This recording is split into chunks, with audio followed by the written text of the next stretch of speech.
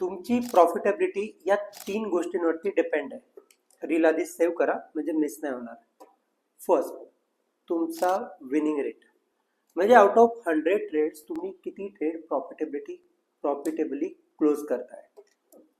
दुसरा पार्ट, तुमचा average gain, म्हणजे जे ट्रेड तुम्ही प्रॉफिटमध्ये येताय त्यात तुम्ही किती प्रॉफिट गेन करताय.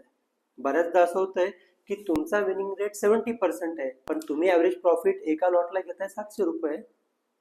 आणि जो तिसरा पार्ट आहे ॲव्हरेज लॉस.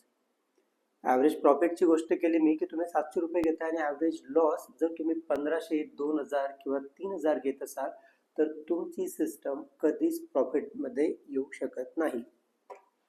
आणि जे तुम्ही मोजू शकत नाही ते कधीच इम्प्रूव्ह होणार नाही.